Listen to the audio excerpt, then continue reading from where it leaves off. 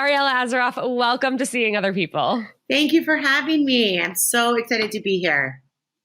I am so excited to have you. You not only have your own practice, but you specialize in anxiety and depression with young professionals, which is so important. Thank you for obviously doing everything that you do, but thank you for coming on Seeing Other People, because I feel like you have seen and heard and studied so much of what is really impacting so many, or the majority of the Seeing Other People listeners. So I'm really, really excited to have you and to get your insight. I'm curious what led you to want to specialize in that. Yes, good question. First of all, thank you for bringing light and attention to important conversations, because I think that especially when we're talking about dating and navigating how to honor your needs while also showing up and being vulnerable, to try and create and put yourself out there and be in a relationship and date, we sometimes a lot of people can really lose sight of themselves. You can lose sight of yourself in order to please others or to, kind of get into a relationship. And, I think a part of, for many years, I worked with teens more at risk in my earlier training. And then as director of mental health at a school. And then when I went out on my own, I said, you know what, this is really a need that I feel super passionate about, of helping people find their voice, helping people take themselves seriously. And I think it was just from seeing so many men and women alike lose themselves that I find that therapy, and this is not an ad for therapy, but it's kind of like, when you're on a hike and there's a trail and you lose yourself, and you kind of have to follow the points back. I find that therapy and creating that space for yourself in your life of kind of like a touchstone, somewhere that is like your home base that you can come back to and you could re-find yourself in whatever it is that you're moving through or struggling with. I find that I really became passionate about it because too many people were losing themselves, getting in their own way. As someone who has lost myself on that path, I think not only is that the perfect metaphor, but it's something that it sounds from the outside like, oh, well, just like get back on track, like figure it out, you'll be fine. But it takes so much work, and you're completely right. Like when I was going through, like, I call them like my dark days, I really appreciated having therapy as just something to like ground me every week, and something where it's like, okay, this in a way, like just exactly that, like helps me stay on track. And I know even if I take like one step forward and 5 steps backward, that's still one step forward, or like only 4 steps backwards, Yes. Yes. I always say that therapy really helps you get through life cleaner. It's kind of like wringing out a sponge, and it's kind of like, let's like get rid of all the excess and then come back to baseline. And, we'll talk more, but I think especially with dating, we're always trying to, our goal is to be the healthiest version of ourselves in relationships.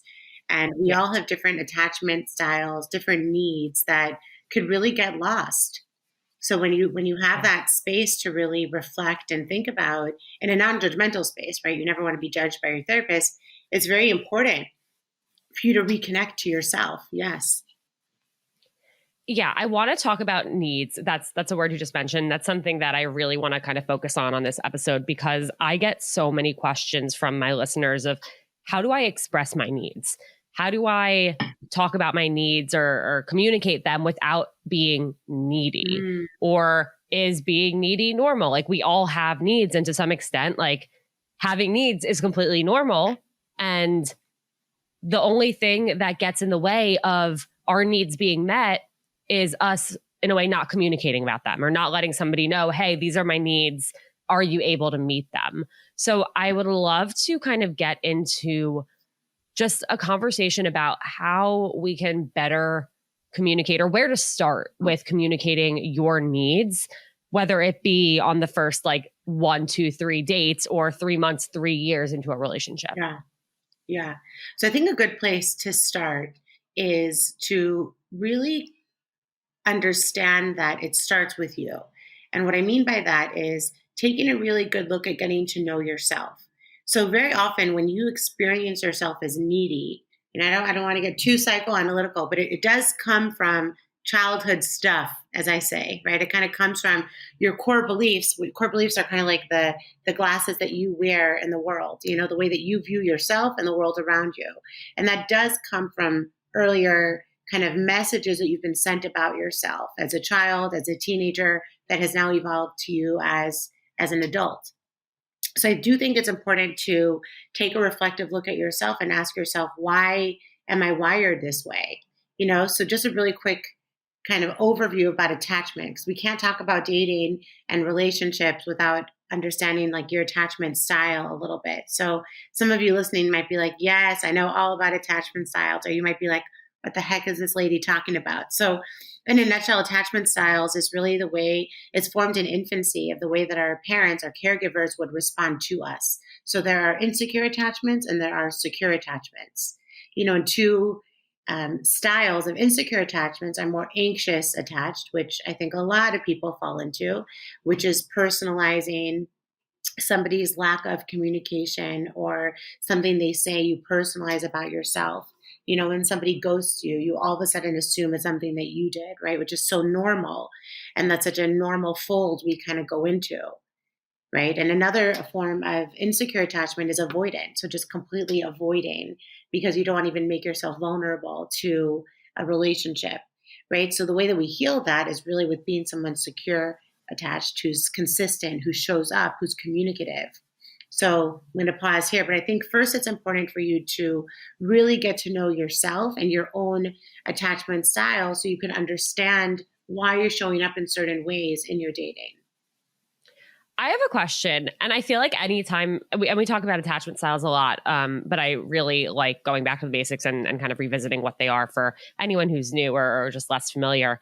Every time we talk about it, this question comes up in my head, and I've never actually like spoken it out loud. And I feel like today's the day. Knowing that there are these different attachment styles that come out of parenting and like those early stages of living, do new parents or are there parents out there who are trying to cater their parenting style to form a securely attached human, knowing how much emotional distress can come from being anxious or avoidant? Yes. Such a good question, Alana. Yes, it's intense. It's intense. I'm not yet a parent, but I could definitely see, even with my nieces and nephews, like if they're crying, like I run to them, or but it's so challenging because on one hand, there's something called sleep training where you cry it out, and it kills me when you hear a baby crying. But there are different methods that you can assure the baby, that you're there and that they're okay and that they're safe, but you also let them cry it out. So it's not about, it's about being aware, and it's about knowing, it's an intense feeling for a parent of, oh my God, every, especially when a parent has many young children, and you want to attend to each of their needs. It could be a very intense feeling. I have many clients who are parents who struggle with that a little bit of, I'm only human and I'm only one person, and my husband and my partner, we're only two people. And it's a very hard balance of tending to the best of your ability and also, being human. I always say to my clients also as adults, it could feel like you don't want to shame or blame your parents, that they didn't tend to my needs, so now I'm anxious attached. No, it could mean that they did the very best that they could at the time. And the way that we heal our attachment is through reading about it, talking about it, noticing it, and then reworking it and showing up for ourselves and how to self-soothe as adults when it creeps up. Yeah. Does it always or almost always come from childhood, or can it come from something else? Like I myself experienced this, and I know other people have, where I never felt anxiety in a certain way until I went through a really traumatic relationship experience. And after that point, it was like anxiety was just taking over my entire life. But I never felt like that. And I didn't even know that that was in me until I had this unfortunate experience. Yeah. First of all, thank you for sharing that. Second of all, attachment, the style is formed in infancy, but as we move through life, and I kind of have this example of, we're all born as like a clean piece of paper. We haven't been through any traumas, right? We're pure. Babies are the most purest. That's why they're so calming. And then we move through life and we experience trauma. We experience heartbreak. We experience breakups.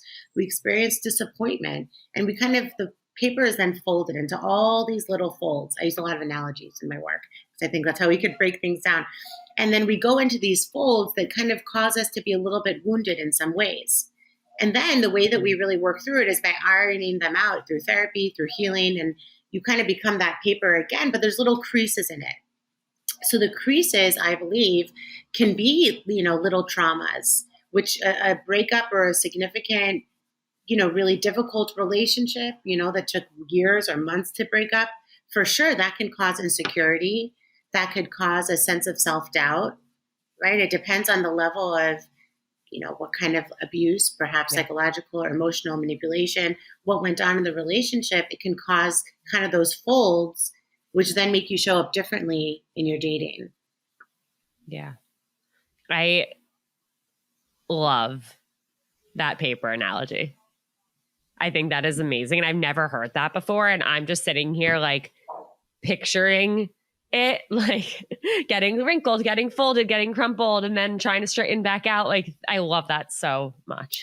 Because then you're so much more self-compassionate when you understand why you're showing up and you're struggling, when you're trying to continue. Because today we're talking about really just dating, even before you enter a relationship. So really understanding why you're anxious, or understand, because a lot of times we look at anxiety as like the most annoying thing, right? It's like that kid that nothing is more irritating to me than tapping. Like, never tap my shoulder. Right? Noted. Like I'm tapping you, I'm incessantly tapping, and it's like, oh my God, shut up. Right? That's how we want to talk to anxiety, because it's so freaking annoying. But the way, and this is what I do a lot of with my clients, is we have to really befriend our anxiety. Like, what are you trying to tell me? Yeah.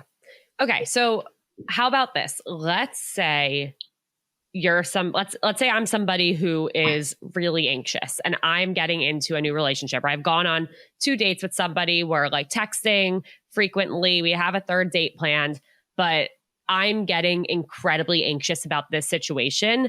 And there's something either maybe that they're doing or that they're not doing, or something about the situation that is providing me extra anxiety.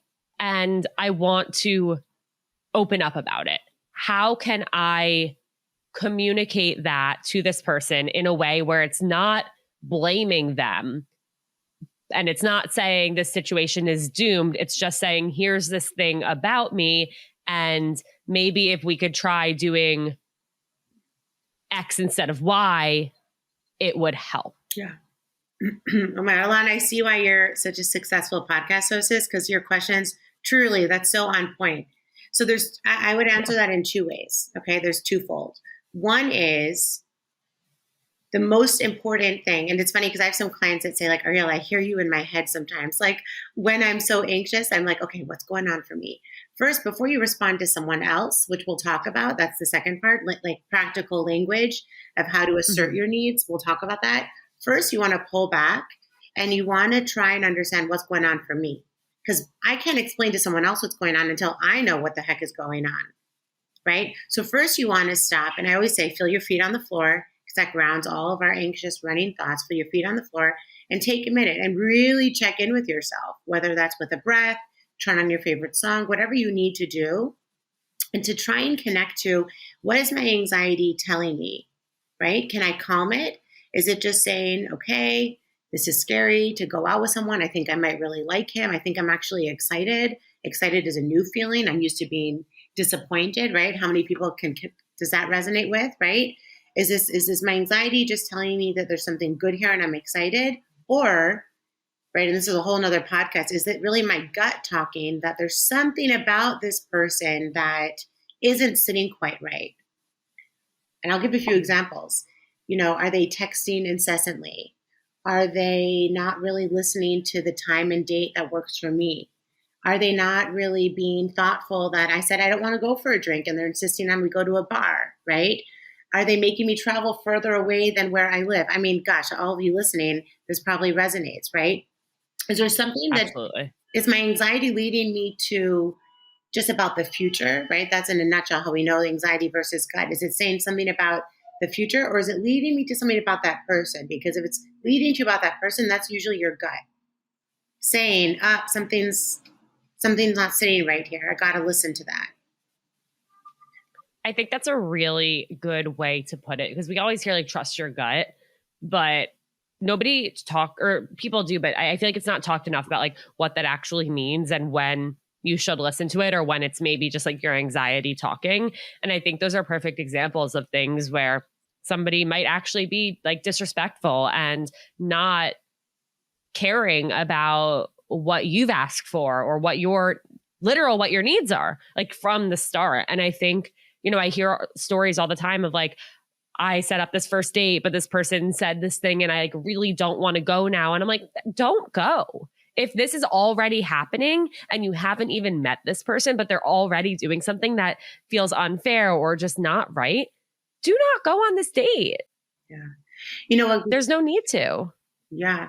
And what becomes complicated, Alana, is that when people have been through trauma, and I say that lightly, but a breakup or a dysfunctional relationship, they have a very hard time accessing their gut because they don't know what's talking, right? Because oftentimes when you're healing trauma and you're healing a relationship, your whole nervous system is pretty messed up, right? That we really have to learn ways to self-soothe and to calm to be able to react and respond from a place of grounded, right? And calm. Yeah. Well, on that note, and this might be a loaded question, but how do you learn to, in a way, trust yourself again after going through something like that? Because I know for a lot of people who experience a traumatic situation in a relationship or any form of abuse, like sometimes you end up blaming yourself. And then that gets really confusing when you are trying to, when like you're trying to heal, you're trying to get back out there. But, there's a voice in your head that says, well, you got yourself into that last situation. With this, I use IFS, which is internal family systems, which is really understanding parts. So that part is the protective part. That's kind of like with you. It's like your fanny pack. It's kind of with you. And it's literally, always with me. It's like that Lululemon fanny pack. It's like, I went on a trip to France this summer and it was like a part of my limb. Like it was like a part of my body. It was like really a body part. A third arm. Right? It was an arm, literally. And that part is your protective part saying, I'm here with you. Right? I'm with you. I'm not going to let you lose yourself again. Right? And the hypervigilance and the always looking. And I want to get back to language because I think people struggle with what language to use to assert boundaries, which was the second part of the last question. But I think the part of really recognizing that our anxiety or the protector is that voice. We don't want to shun that and we don't want to get rid of it because that's what's going to help us show up differently. When you've been through something hard or you lost yourself or you're healing from a difficult breakup or a difficult relationship, you don't want to lose that protective part because that's the very thing that's helping you. Yeah. So but you don't want it to take over because you also want to proceed with life with heart open, right? Once you've been able to heal. So you want to just kind of like honor it of really imagining like it's that, like I was saying, like tapping the shoulder is so annoying. So I kind of I always like to do this. Think of like the cutest 3 or 4-year-old, I think of my niece.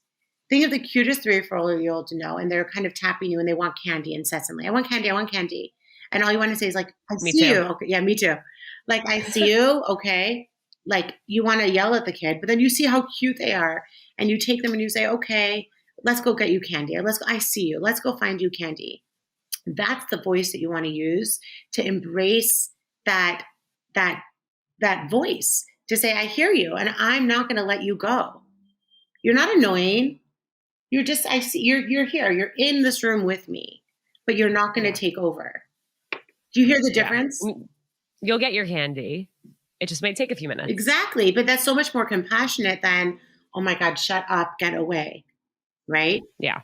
But when you acknowledge that this is the part of me that's protecting me from harm because I've been through harm, you're much more able to proceed in your dating and to also honor your needs. Yeah.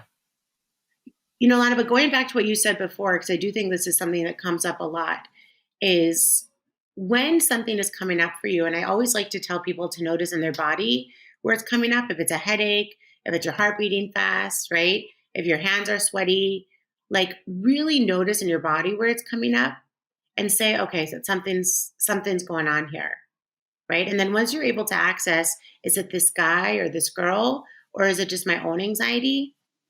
if it's something that comes up about the other person, like let's talk for a minute, Alana, about language. Because what do you feel like you hear a lot from people? I mainly hear people being afraid to express it because they don't know how. So people, instead of trying to communicate a need or a boundary or say, like, here, one example I get is like, I'm a big texter and this other person is not. And I spiral and overthink and get really, really anxious when I don't hear from them. But then I see them in person and the date is great. Like, can I ask them to text me more? Is that needy? Is that desperate? Are they going to hate me for that? Like, that's such a baseline example, but that's something that a lot of people experience. Oh my God. Alana, that's such a big one. And also in 2023, you always know when someone's online and you know when a message is read. Either you're communicating on Instagram or I know Facebook is like old school, or WhatsApp or iMessage. Like you have so many ways of knowing when they're online that it really, for somebody with anxiety and an anxious attachment style, it sends you in a freaking spiral, right? Beyond. So a way that you can, first of all, know that you're not too needy and you could take up space. That is like my message to men and women alike. You are not too needy and you can take up space, because the right person for you won't ever feel like you're too anything. You're just the way you need to be because you're being well received, right? But the language that you could use with someone is to be very transparent, and you lead and you emerge with confidence, right? So you could say, I always like to say when you're entering a relationship or when you're in a relationship, when you start with you, the other person's like ready for battle, like defensive. You don't, yeah, exactly. Like, here we go in the back. I got my fists up, like ready, boxers bounce. Yes. Ready to go. Yes. Yes. Yeah.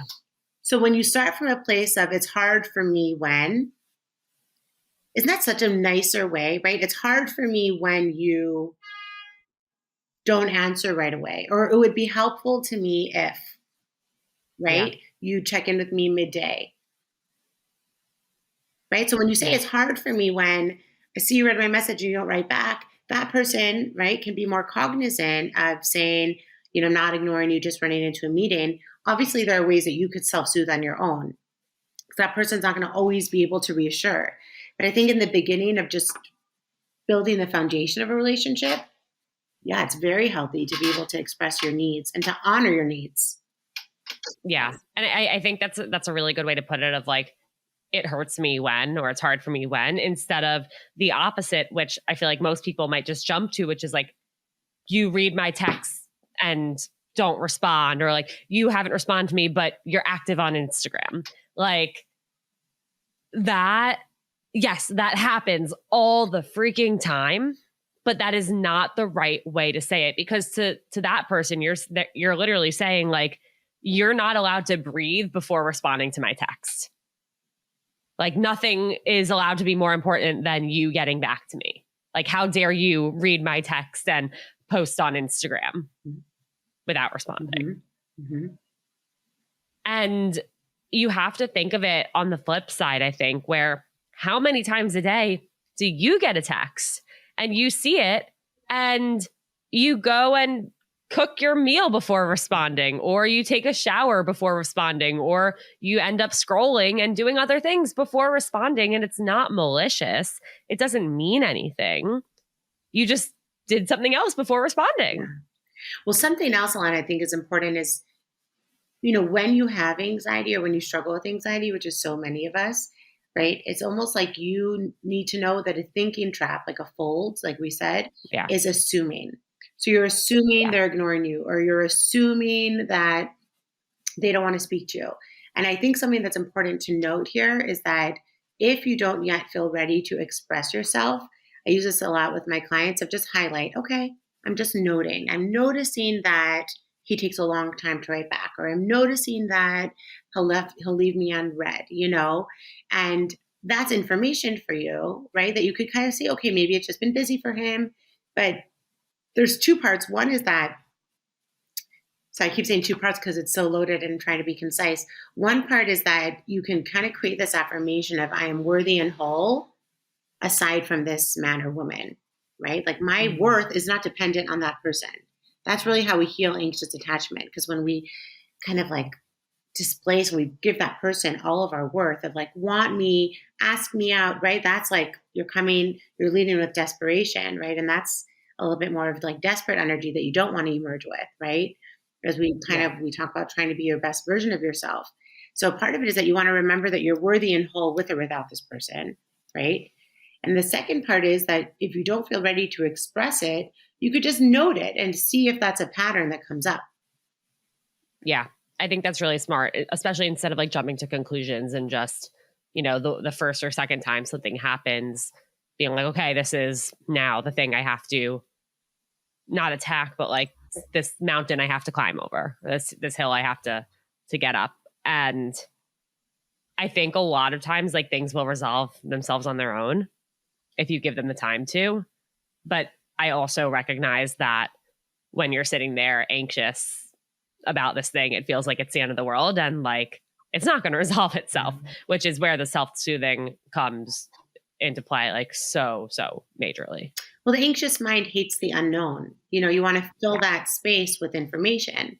So very often, you'll fill it with assumptions or conclusions. Yeah. Oh, he hates me. It's done. We're over. Oh my God. I already know. Ariella, it's done.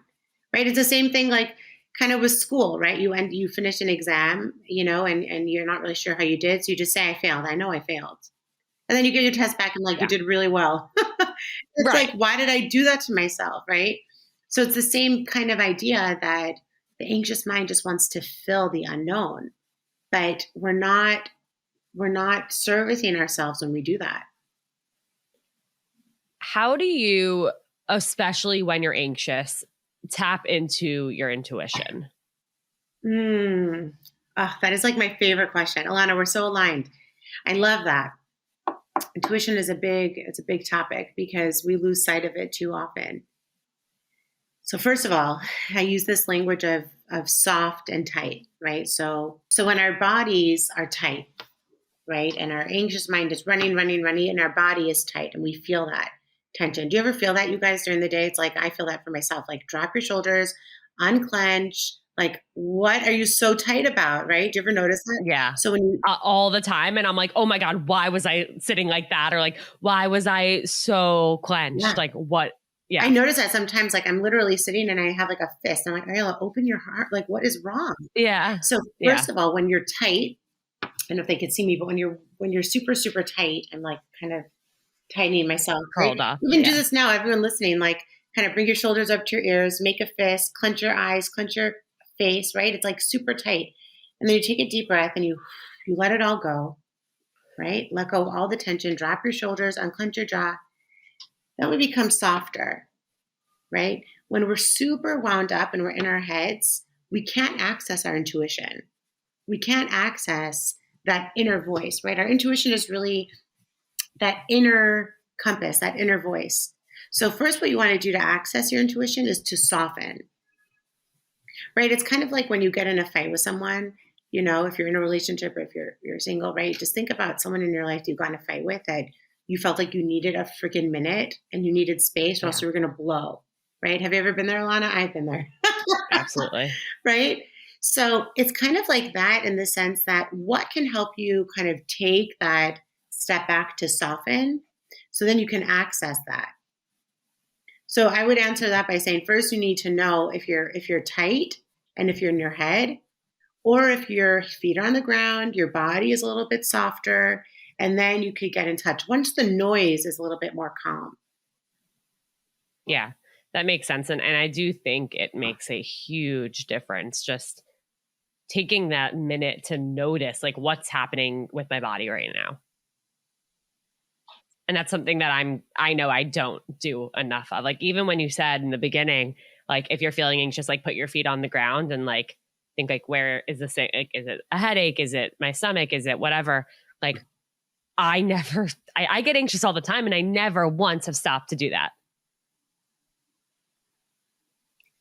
Which is crazy. How do you think, Alana, would be, not that this is your therapy, but like, how do you see, because it sounds like this is a new idea. So how do you see like that would be helpful?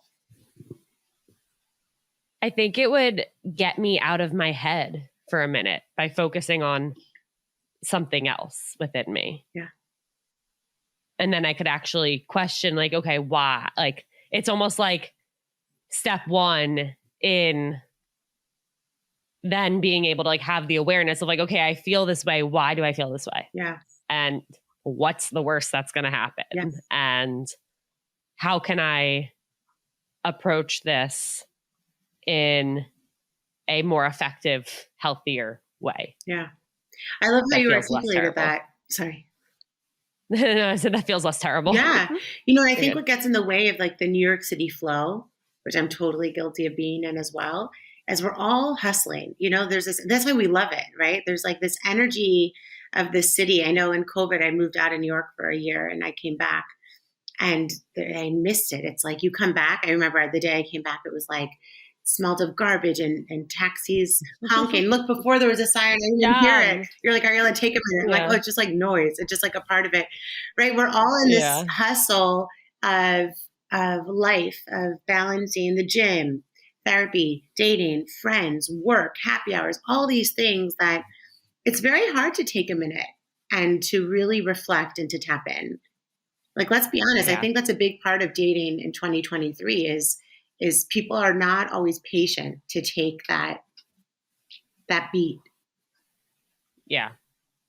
And I think you gain a lot out of taking a minute and breathing and letting things play out instead of, you know, jumping to that conclusion or giving yourself like that always statement of like, this always happens. Like, I'm never going to meet somebody. I'm never going to not get ghosted. It's like, okay, well, hold on.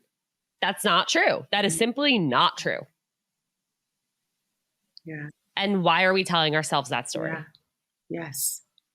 Yes. Yeah. Because that's a big piece of it, Alana, is the narrative that you create, right? It's always going to be this way. I always say that and something I actually spoke about on my Instagram recently is that feelings are like visitors, right? Like no one stays too long. They come and they go. And if they stay too long, we show them the door. And we generally use our social media. Bye. Your time has passed, right? But it's interesting because when we view feelings as visitors and we know that they won't stay too long, we remind ourselves that it won't always feel like this.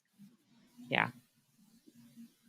And I think that is such an important reminder, especially when you're really going through something, because it does feel like I'm never going to feel okay again, or it's always going to feel this way. Everything's going to be this terrible forever. Like, the realistic reminder of that is just not true.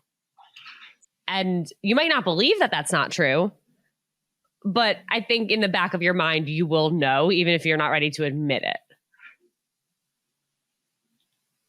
Yes. Yes. Because it's hard to admit to yourself. You know, it's hard to, because in that moment, you just want to soothe. So going to worst case scenario is soothing in a way. Helpful? No. Soothing? Yes. Why do we do that though? Why, when we're in like our darkest of moments or feeling our worst, do we not want to see the light at the end of the tunnel? Like, why do we want to convince ourselves everything is horrible and it's not going to get better? So I think if you ask different therapists, they'll say different things. Here's what I'll say. I think that our brains, I know, our brains are wired negatively. They are, right? Think about it. We come out of our mom's womb. That sucks. And we're crying. You know, we are. Our brains are wired to be negative. And it takes so much work and so much effort to really rewire our brains, right? Like repetition rewires the brain. So I think that we're just wired to think negatively, and we have to amp up all the coping and all the tools to really reroute. It's like ways. It's like, wrong way. Like, don't go down that way. You get back from a bad date, right? And you don't want to talk to anyone and you're pissed and you go to your room and you're like, great, I'm going to be single forever. I'm going to keep dating these losers. It's always going to be like this. My life sucks, right? And then you're texting all your friends about the bad date, and then you're ruminating and you're drowning in it. And that's your whole night. It takes a lot of effort and skill to be able to say, okay, that was a really bad date. That really sucked. I never want to see him or her again. But I'm going to tell like one or two friends, and I'm not going to drown in it. And I'm not going to ruminate on this all night. I'm going to allow myself to be upset and disappointed and tell a few of my safe people, but am I going to drown in it? That's a lot of the work I do, because the more attention goes where energy flows. Energy flows where attention goes, right? The energy flows to what you give attention to. So I think we do that. And if you're texting all 8 of your closest friends or your group chat of 10 people or even 5 people and telling them about this, then that's 5 times the amount of time you're going to be talking about it than if you just told one friend. Yeah. And they're going to be asking about it and checking in, and it's going to keep coming back up instead of just acknowledging okay, that sucked. Not going to see that person again. Yeah. This feels shitty. And I'm always going to be single, but let's move on. And tomorrow's a new day. Yeah. Yeah. I think another piece of it is also kind of noticing your own energy bubble and who fills you and who really drains you.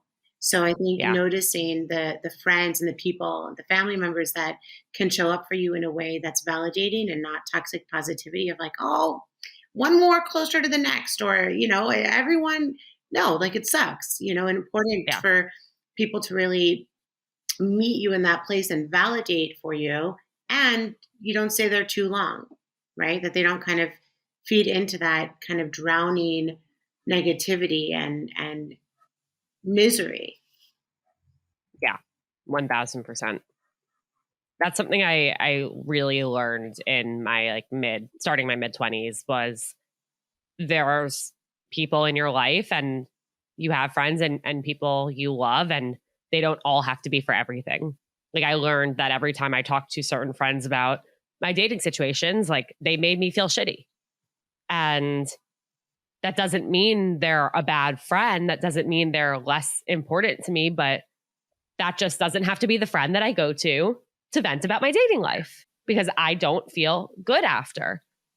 And there are friends that can be for just fun. You can have your fun friends, your party friends who you don't have these close emotional conversations with. And that's okay. And I think that's something that was really hard for me to a hard pill to swallow. But once I recognized that and started to kind of put that into play, I feel like my friendships all just got better for it. Yeah. Yeah. That's amazing. Because it's really about protecting your peace, and we all have those friends that can kind of show up. Misery loves company. You can have those friends that kind of can sit in that misery with you. But when you're working on being the healthiest version of you, and I always say, we always want to try and be light. We want to be light to other people. We want to be light to ourselves. And we want to surround ourselves with people that help us be light and help us be in a good headspace. So the friends are a little bit heavier energy, or the friends that, are a little bit more negative. You do want to protect your peace by creating boundaries. And I always say that boundaries are a way of saying, I care about you, but I care about me too. I love that. Right? I deeply care for you. I have so many friends I could think about that I care about them. I also care about me. Right? And sometimes their energy and their own mental health is too heavy. It's not on me to fix. Right? So it's really about protecting your peace with people that fill you in a way that helps you. Yeah, absolutely. I have a few listener questions I want to touch on real quick. I'm going to read the first one.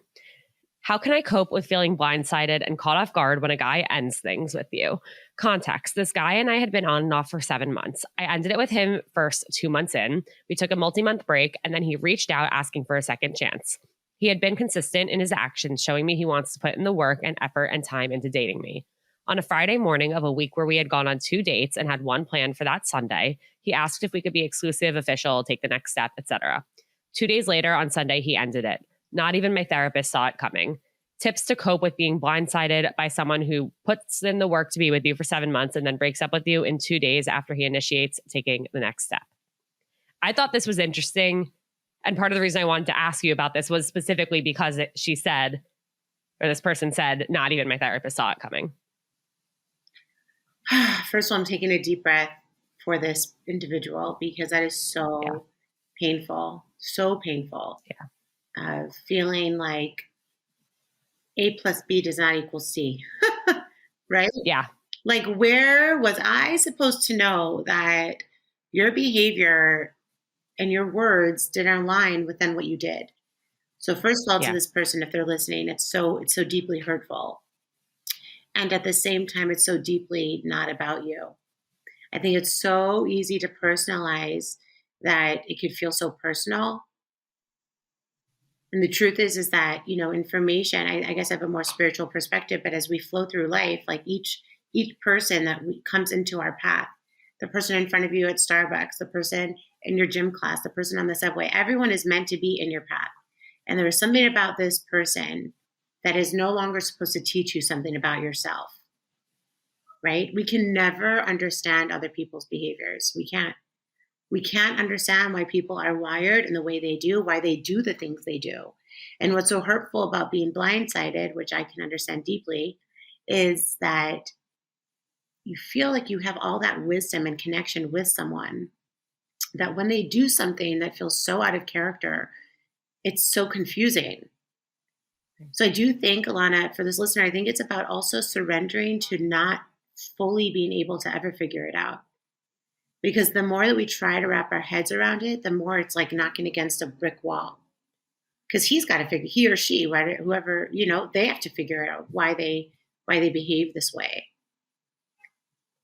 I think what you just said is beyond incredibly important in this situation and in so many dating situations where you have to surrender to accepting that you're not going to have the answer. And you could spend the next 6 months, a year, 2 years trying to figure it out, but you probably will never get a direct answer. And even if you were to have a conversation with this person, they might not even be able to give you an answer. And I think, I just love what you said about just surrendering to not knowing. And I wish I had, if I could go back in time, I think I wish that's like the biggest thing I would tell myself is don't spend all of your time trying to like be a little researcher getting to the bottom of this. You're not the FBI, you're not the CIA, you don't have to find the answer. And that might be because the answer doesn't exist. Yeah. And it's not as simple as this, but it's almost like acceptance is sometimes the closure that you're craving. Yeah. Because this person is giving you information about themselves. They're inconsistent. They're not thoughtful. They're confused AF, right? They don't know what they want, but they're giving you information about the way they behave, which is not thoughtful. And sometimes we want an answer, but I want to understand. And that deep yearning to make sense can drive you even more crazy.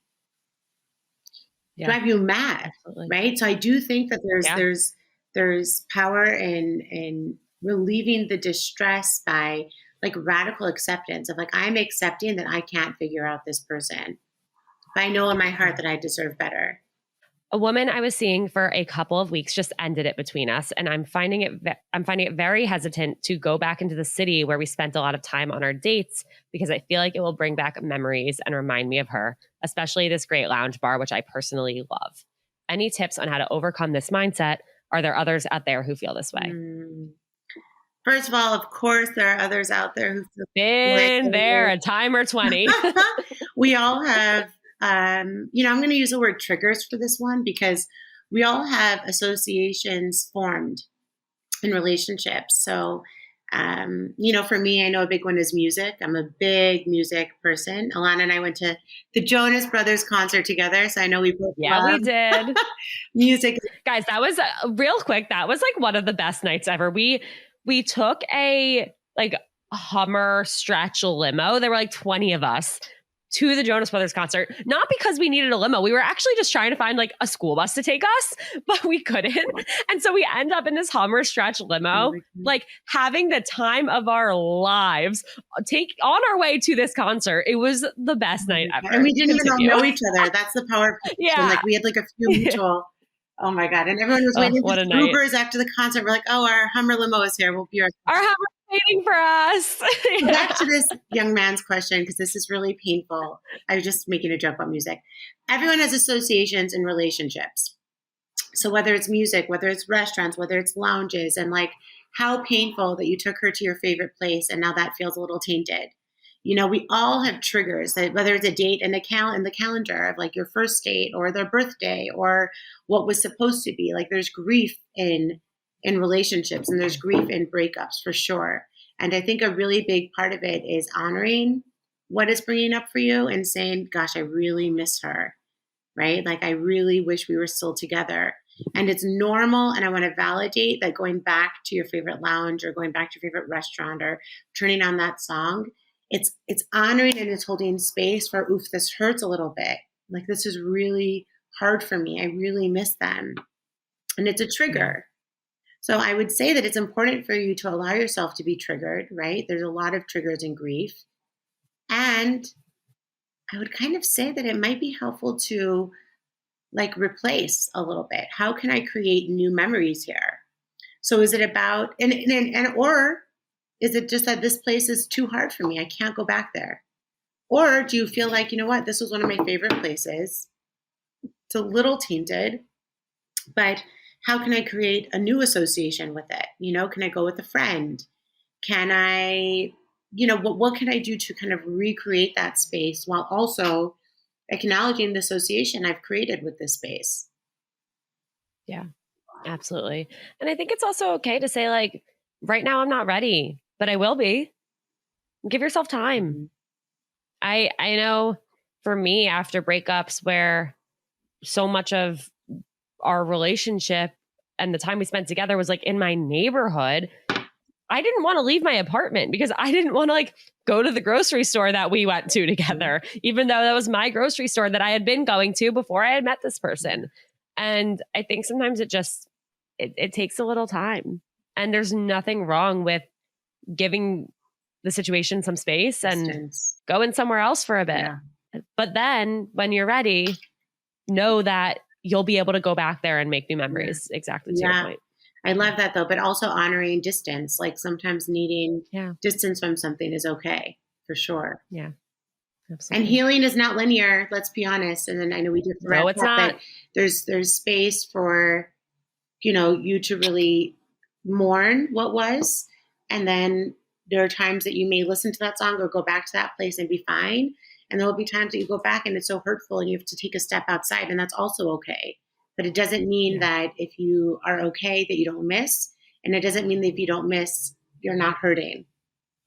Exactly. I love that.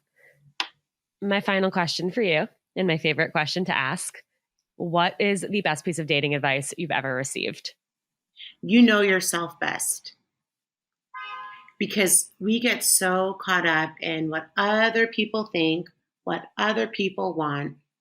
Is this good enough? Does this text look okay? Do I look okay? Did I sound right? Should I go? You know yourself. We could check ourselves with people that we trust and people that we respect, but you know yourself best. And that's the most important, is that when you're connected to, that's like our banger. That's how we'll end. But when you're connected to yourself and you take yourself seriously and you honor your needs and you stay true to your needs, and you know yourself better than anyone around you, that's where you find your power. Could not have said it better myself. Ariella, thank you so much for being here. Well, where can everybody find you? And is your practice accepting new clients right now? Yes. So first of all, thank you. I know we're still recording, but this was probably one of the most incredible conversations I've ever had. So thank you for. Oh my God, thank you. I've loved every minute. I'm like, oh my God, I'm going to text Sass immediately being like, that was the best episode. I can't wait for you to hear it. Yeah, well, and I have a mutual best friend. Yeah. And I always love Alana. And this was wonderful. So thank you for having me. And thank you guys for listening. So yes, you can find me. I'm on Instagram. My name is Ariella. That's ARIELLA. AZARAF LCSW, just my name, LCSW. That's on Instagram, or it's the same at Gmail. It's my name, LCSW at Gmail. I actually am accepting. I have a few available slots right now. Woo! So you could reach out. I'd love to hear any feedback from the podcast if you have. And yeah. Amazing. And I will have that all linked in the show notes. Thank you again so much for being here. Thank you to everyone who's listening. Please go follow Ariella. Do yourself a favor. She's an amazing follow. And don't forget, if you have not yet given a 5-star rating and review, please do. It means so much. Make sure you're following on Instagram at Seeing Other People. There will be tons of content and continued conversations from this episode. And I love you guys so much. I will see you next time. And until then, I'll be seeing other people. That was the first time I actually did that. I've been I did it. I hope it went well. Oh my God. I've been trying to think of a closing for 2 years, and that was the first time I just did it. And now I'm just talking about it. And now I'm going to click stop. Okay, bye guys.